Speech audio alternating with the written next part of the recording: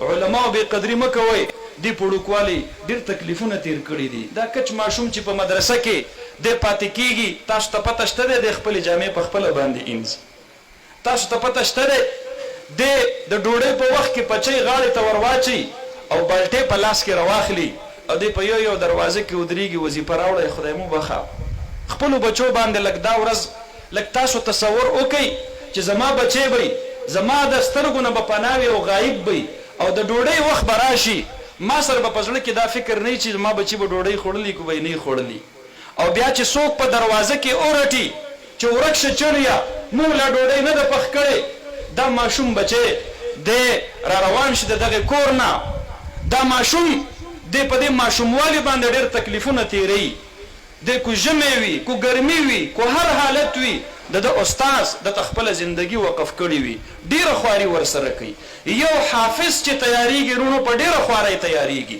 زه تاسو له چیلنج در کوم، تاسو یو سپاره چاته یاد کړئ، بیا تاسو د هغې د سختۍ او د تکلیف نه به خبر شئ چې 10 سپارې کم استاد خپل شاګرد ته یادې کړي څومره خواري به ورسره کړي. دی علماو ډیرې خوارۍ کړي دي.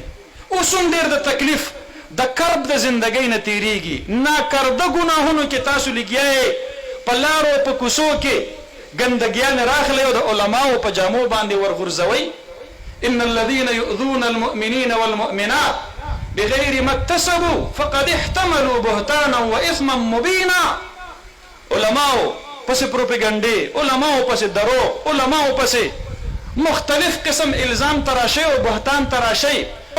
کوم سړی چې د علماو سره د زړه نفرت کوي ولیکئ دا خبره د دې فقیر او ملنګ او درویش د ده په اوو پښتنو نسلونو کې به الله عالم او حافظ نه پیدا کوي. ولیکئ دا د ځان سره. او چې کوم سړی د علماو سره محبت کوي، مینه ورسره کوي، الله رب العالمین به د ده په کور کې عالمان حافظان پیدا کوي. علم به الله ستا کور ته دننه راولي. د خلقو په زړونو کې چې تاسو د علم نه او د علماو نه نفرت ور واچوئ، یرو نو د دې امت به څه حال وي.